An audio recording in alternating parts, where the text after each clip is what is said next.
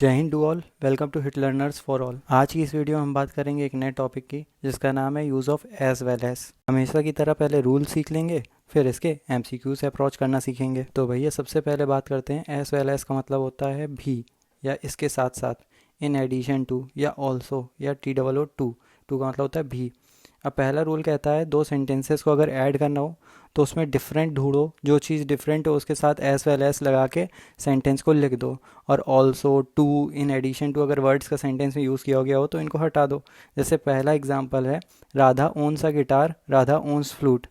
अब राधा ओन्स ये तो दोनों सेंटेंसेस में कॉमन है, डिफरेंट क्या है गिटार और फ्लूट का ट्रांसफॉर्मेशन बनेगा Radha owns a guitar as well as flute, क्यों यही दोनों डिफरेंट थे, इन्हीं के बीच में एज वेल एज लिख दिया गया।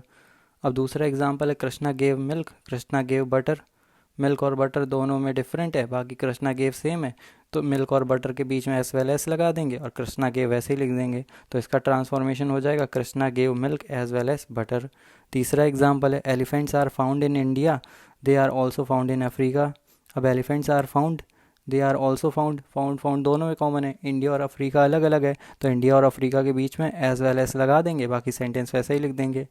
तो इसका ट्रांसफॉर्मेशन हो जाएगा elephants are found in India as well as in Africa. अब यहाँ पर दे आर ऑल्सो, तो ऑल्सो नहीं लिखेंगे दोबारा, क्योंकि also, too, in addition to word हटा देते हैं।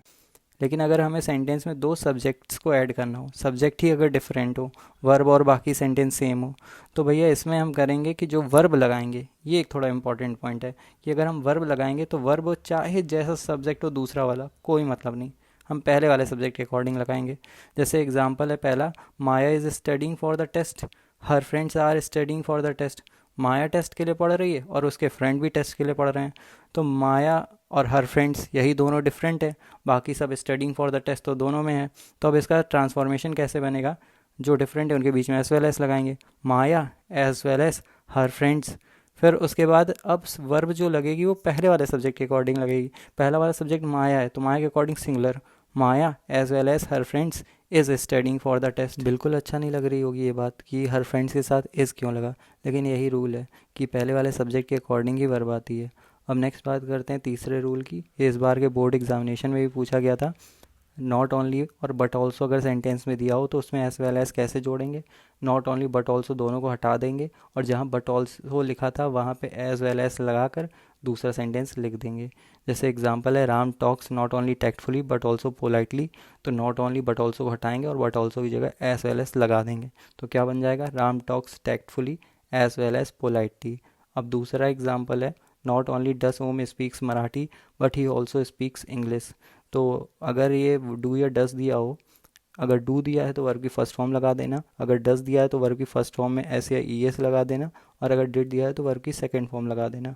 इसका क्या बनेगा, क्योंकि इसमें डस दिया है तो वर्ब की फर्स्ट फॉर्म स्पीक और उसके साथ S, speaks, Om speaks Marathi as well as English. चलो अब MCQ सॉल्व कर लेते हैं। MCQ वही नॉट ओनली बट ऑल्सो वाला है, मतलब नॉट ओनली बट ऑल्सो दोनों को हटा देना है, बट ऑल्सो की जगह एज वेल एज लगा देना है। भैया पहले वाले सेंटेंस में Rahul place the guitar as well as the drums, क्योंकि बट ऑल्सो नॉट ओनली दोनों को हटाना है, बस बट ऑल्सो की जगह एज वेल एज चिपकाना है।